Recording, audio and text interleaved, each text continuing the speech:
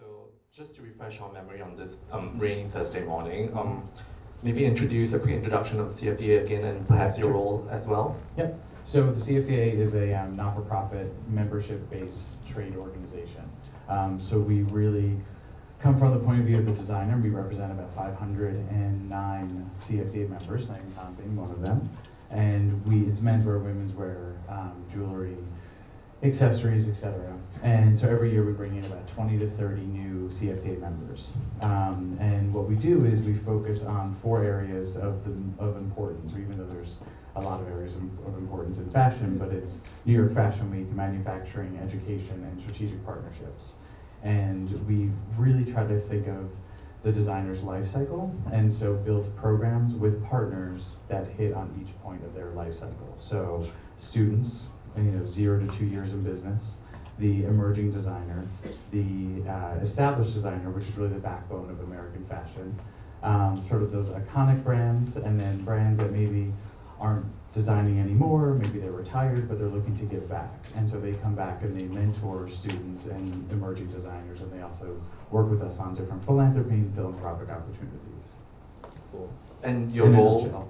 And your role, sorry? My role is to, so strategic partnerships really is across the board. So it's working with someone like a Singapore Fashion. We work with different editorial properties, different tech companies, finance companies, whoever the company is that really wants to support designers and brands, whether it's with students or emerging designers or through other programs that we have.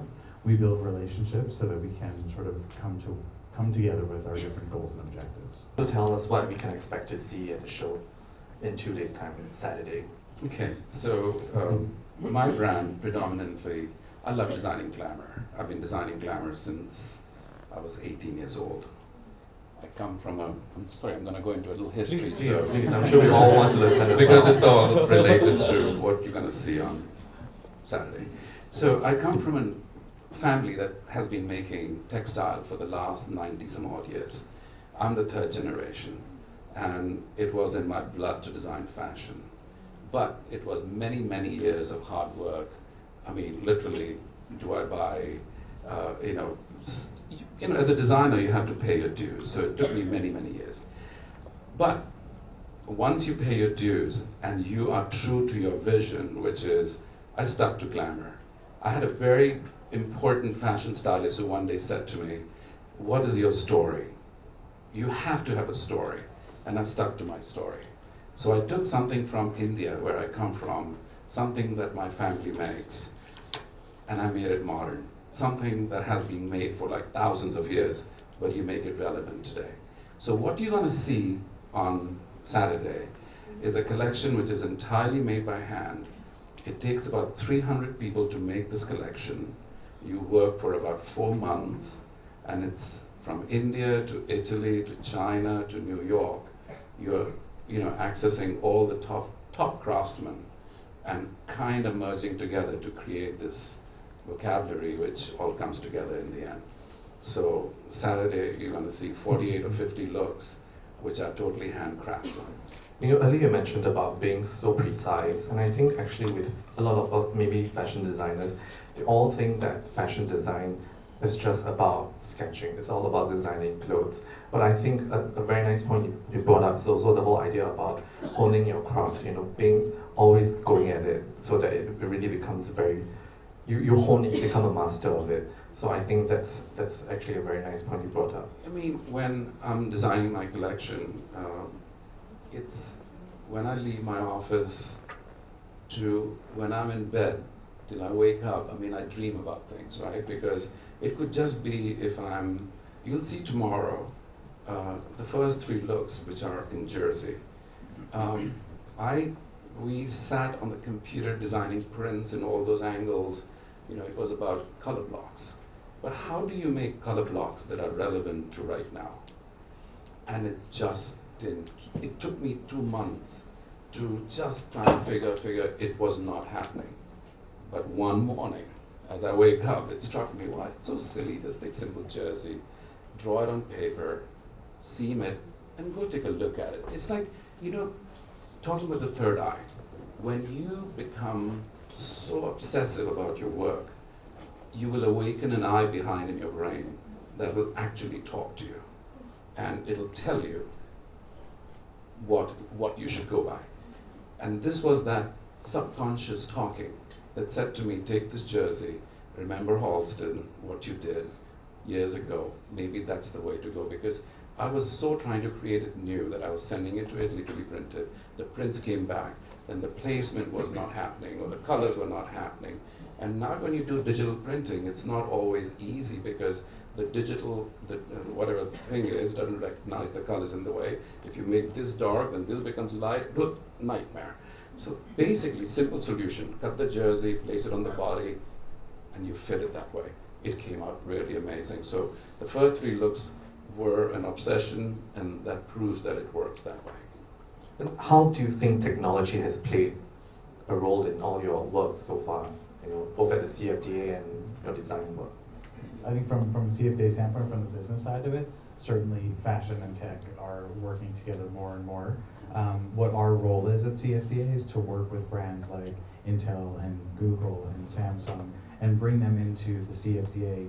We work with designers specifically. We'll bring them to Mountain View in San Francisco to go to the Google headquarters and basically be a focus group for colors or how to reach women or what they're working towards, what the engineers are working towards. And then we'll bring engineers and designers together in a room, in a closed room, no press, no nothing, no one knows about it afterwards. But what we're doing is starting that conversation about what technology can be built, what designers are looking for, and what designers don't want to do when it comes to working around technology.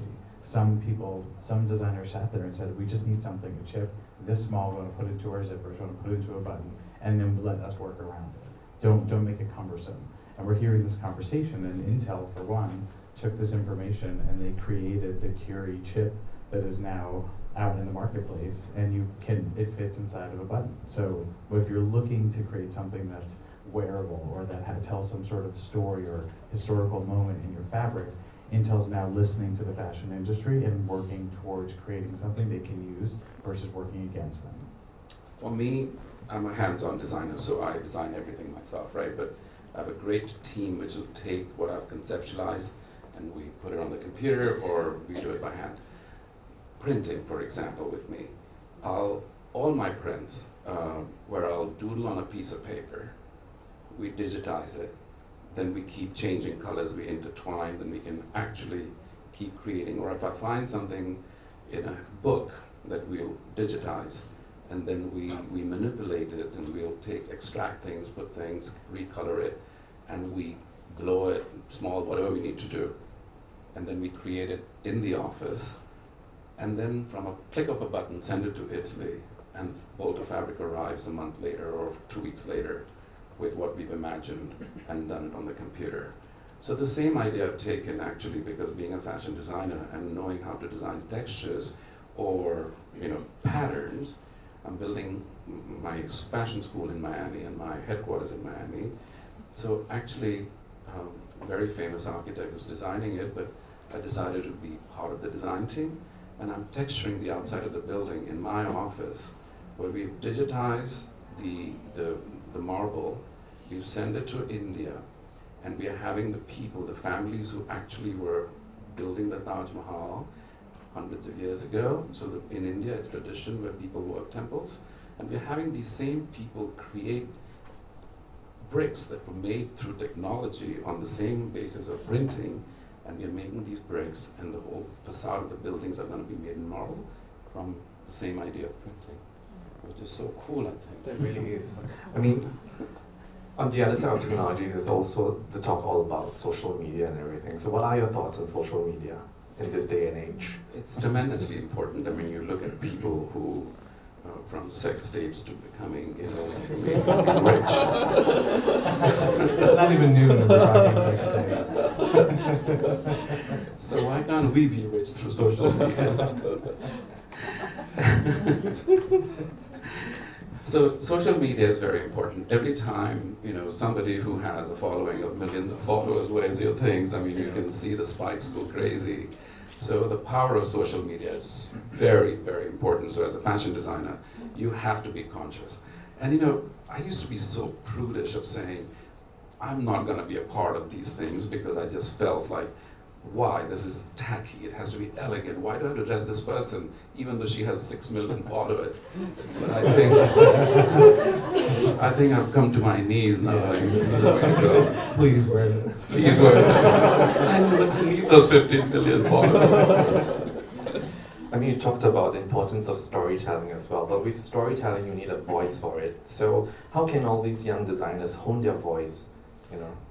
Okay. So, Yeah. Just ask me that. Thanks. okay, so first of all, I'm going to tell you how I work, because I come from a very good old culture, India, where I live in a very, very modern world. Okay, so I come from a very like a close ethnic family. Okay, my mother still wears. When I go back home to India, she's still very Indian. I eat Indian food at home. I mean, it's like very typical Indian family.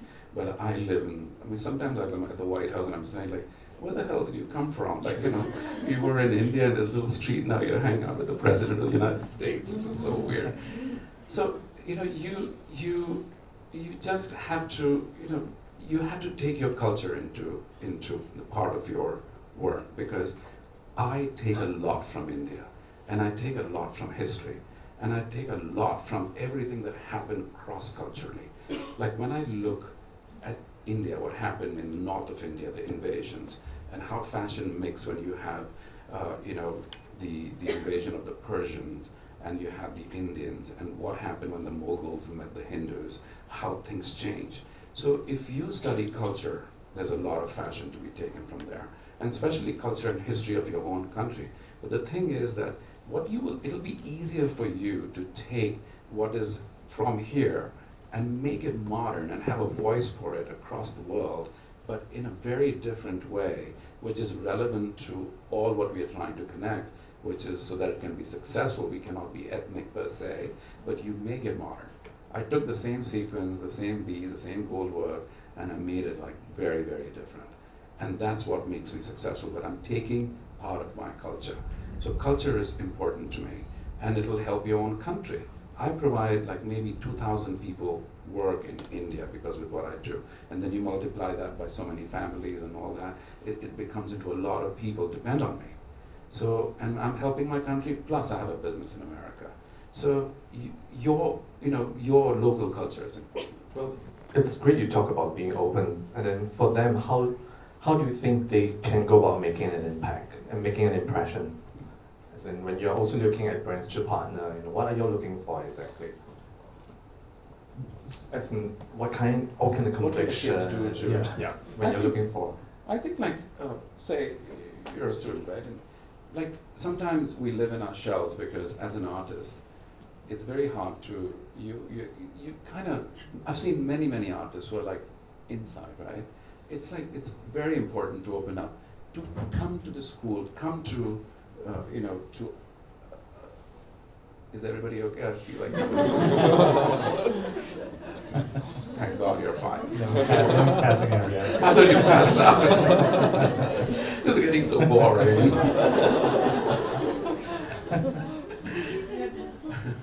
No, to ask your teachers to approach CFDA. Like when I needed help, I called up Stephen and said, Stephen, meet me for lunch. I have this idea. What do I do? So to be bold, to be wanting to go out there and just not be shy about things, basically what I'm saying.